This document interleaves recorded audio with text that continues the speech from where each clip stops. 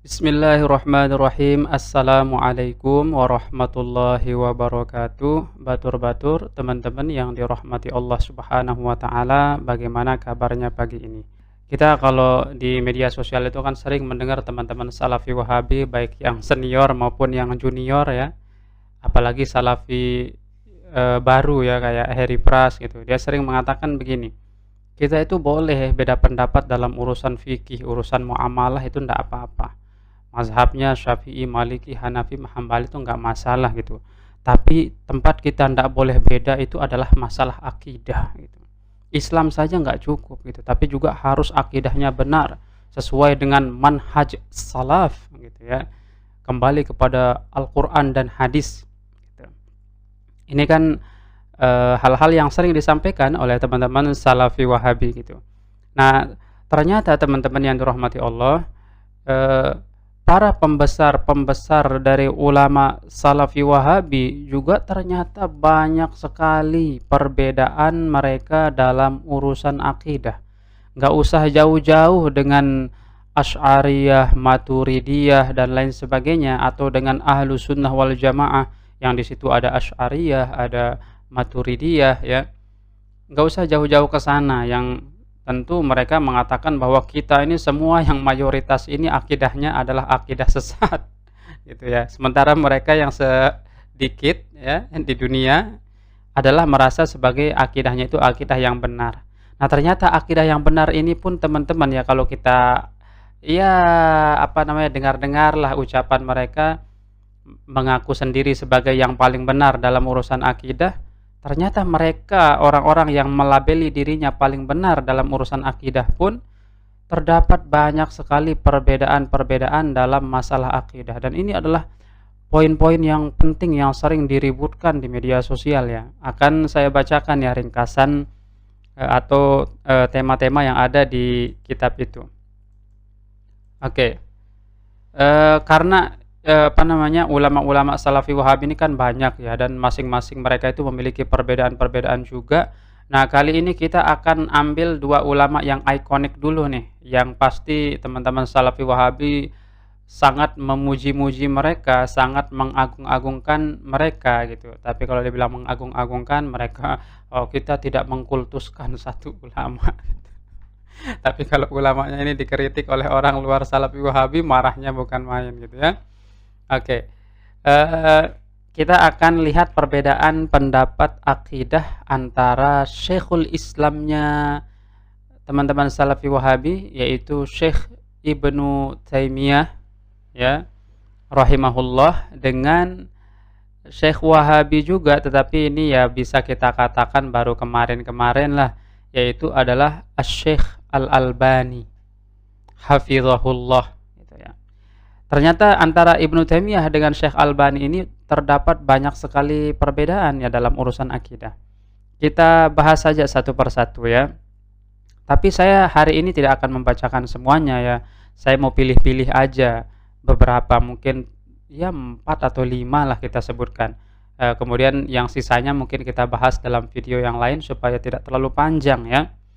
Oke, yang pertama, masalah apakah Allah menetap di arsy atau tidak. Nah, Ibnu Taimiyah itu di dalam kitab ini dikatakan, Ibnu Taimiyah yathbutu istiqrarallahi 'alal arsy wa yujawwizu istiqrarahu 'ala dhahri ba'udatin. Wal Albani yukhalifu aqidatal istiqrar hadhihi wa ya'tabiruha bid'atan. Nah, kalau menurut Syekh Ibnu Taimiyah, Allah itu istiqrar, tinggal di atas arsy itu. Dalilnya ya pasti Ar-Rahmanu 'alal arsy istawa. Ini menunjukkan Allah itu tinggal di langit gitu. Nah, jadi dari arsy lah Allah itu mengatur makhluknya. Ya, dari atas arsy sana Allah mengatur makhluknya. Ini keyakinan dari Ibnu Taimiyah. Tetapi ditentang oleh Syekh Albani. Kalau Syekh Albani menolak, mengatakan bahwa Allah itu istiqrar di atas arsy. Itu bahkan mengatakan pendapat ini sebagai pendapat yang bid'ah ya. Jadi memaknai Ar-Rahmanu 'alal arsy istawa sebagai istaqarra ya, istiqrarnya Allah atau tinggalnya Allah, diamnya Allah itu di langit atau di arsy, itu adalah bid'ah menurut Albani, tetapi menurut Ibnu Taimiyah itulah akidah yang benar ya. Nah, di antara teman-teman Salafi pasti ada yang ini nih, ngikut ngikut ke Ibnu Taimiyah, ada yang ngikut ke Syekh Albani gitu. Makanya kalau kita menyalahkan secara umum teman-teman Salafi Wahabi, ini kok maknanya istiqror, siapa bilang gitu. Yang kita maksudkan ternyata teman-teman Salafi Wahabi yang ngikutin Ibnu Taimiyah, yang nolak di komentar ternyata adalah teman-teman Salafi yang ngikutin Albani gitu. Sehingga repot urusannya ya. Sesama Salafi Wahabi pun dalam masalah akidah beda ya. Untuk keterangan tentang apakah Allah istiqror atau tidak di arsy itu. Kemudian yang kedua ya, Ibnu Taimiyah wa Ibnul Qayyim yaqulani biqu'udillahi 'alal arsy wal Albani yungkiru aqidatal qu'ud. Nah, menurut Ibnu Taimiyah dan muridnya Ibnul Qayyim Al-Jauzi, Allah itu qu'ud di atas arsy. Qu'ud itu artinya duduk. Ya, walaupun tentu dia akan mengatakan duduknya tidak sama dengan duduknya makhluk gitu ya. Seperti yang dikatakan oleh teman-teman Salafi ya. Ya, Allah punya mata, mata Allah nggak sama dengan mata manusia. Allah punya telinga, telinga Allah nggak sama dengan telinga manusia. Itu Allah punya tangan, tangan Allah nggak sama dengan tangan manusia. Dalilnya laisa kamislihi syai'un wa huwas samiul alim gitu ya. Tapi menyatakan Allah punya tangan, Allah punya mata, Allah punya kaki, tetapi cuma tidak sama dengan makhluknya gitu. Gitu ya. Nah, kira-kira itu adalah pendapat yang dibawa oleh Ibnu Taimiyah dan Ibnul Qayyim Al-Jauzi. Allah duduk di atas arsy, tetapi duduknya Allah tidak sama dengan duduknya makhluk. Nah, sementara Albani menolak ya akidah semacam itu, enggak benar itu ya. Wal Albani yungkiru aqidatal qu'ud. Sementara Syekh Albani menolak akidah yang mengatakan Allah qu'ud atau duduk di atas arsy. Oke, berikutnya yang ketiga, ini udah 7 menitan ya. Ya mungkin kita sebutkan 4 atau 5 lah untuk hari ini ya. Yang ketiga, Ibnu Taimiyah yaqul innan nara tafna wal Albani yukhti'uhu fiha wa yaqulu innaha la tafna. Menurut Ibnu Taimiyah, beliau berpendapat bahwa neraka itu binasa. Maksud binasa itu tidak kekal. Ya, neraka itu tidak kekal. Itu. Sedangkan Syekh Albani menyalahkan pendapat Ibnu Taimiyah tersebut dengan mengatakan innaha la tafna. Sesungguhnya neraka itu tidak binasa. Maksudnya nanti akan terus kekal ya, tidak akan binasa yang namanya neraka itu. Nah, ini perbedaan antara Ibnu Taimiyah dengan Albani masalah fananya neraka, fana atau tidak. Kalau menurut Ibnu Taimiyah fana, kalau menurut Albani tidak fana. Gitu ya. Ternyata ada perbedaan juga. Nah, selanjutnya yang keempat ya. Yang keempat, ini kita ambil yang sering dibahas di komentar-komentar media sosial ya, antara teman-teman Aswaja dengan teman-teman Salafi Wahabi. Yang keempat, Ibnu Taimiyah yaqul bi annal arsya awwalu makhlukin wal Albani yungkir.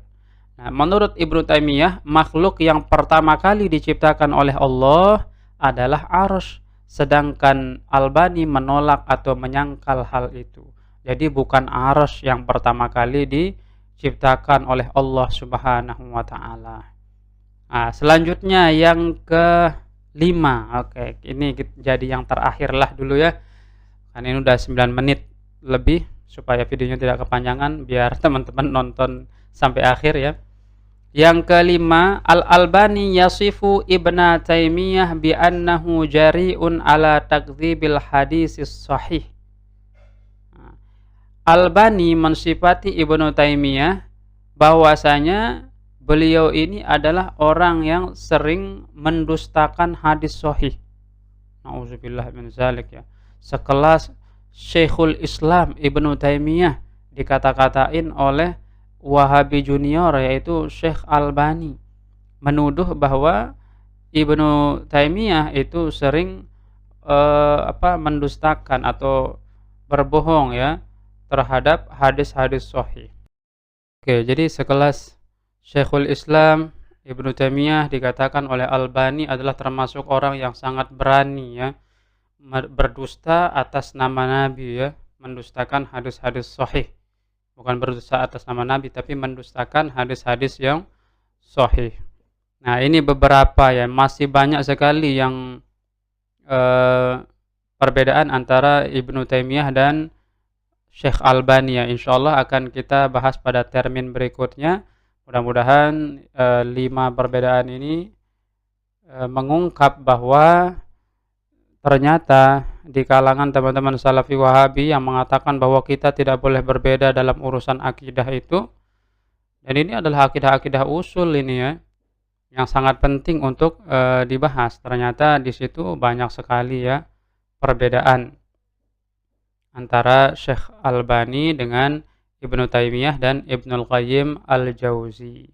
Nah, mudah-mudahan ini membuka pikiran kita ya, membuka pikiran kita bahwa tetap saja ya, mau dalam masalah akidah, dalam masalah fikih, Al-Quran dan hadis itu sudah final, adalah dalil yang benar 100%, tidak ada umat Islam yang meragukannya.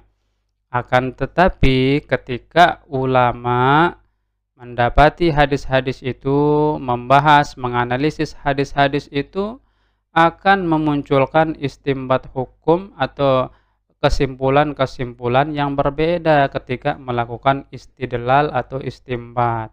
Nah, ini mudah-mudahan teman-teman Salafi Wahabi bisa mengerti ya masalah-masalah yang seperti ini, sehingga tidak jumud cara berpikirnya, tidak kaku, tidak selalu merasa menjadi orang yang paling lurus dan selalu menyalah-nyalahkan orang lain. Ya, bisa jadi apa yang kalian katakan itu salah karena ngopinya kurang kental. Tapi kalau dibilang begini teman-teman Salafi suka tersinggung ya. Ya, mudah-mudahan kita senantiasa mendapatkan petunjuk lah, baik itu teman-teman Salafi, teman-teman Aswaja dan lain sebagainya. Kita kan ingin setelah mati ini mendapatkan kebenaran yang hakiki ya. Ya, kebenaran itu adalah milik Allah Subhanahu wa taala. Kita sebagai orang-orang yang beriman perlu mempelajari dengan sungguh-sungguh dan jujur Al-Quran dan hadis. Nah, mudah-mudahan kekhilafan kita, kesalahan kita dalam memahami beberapa dalil-dalil Al-Quran itu dimaafkan oleh Allah karena melihat kesungguhan kita ingin senantiasa berada di jalan yang lurus. Demikian yang bisa kami sampaikan pada kesempatan kali ini. Insyaallah akan kita bahas lain waktu. Wabillahi taufiq wal hidayah. Wassalamualaikum warahmatullahi wabarakatuh.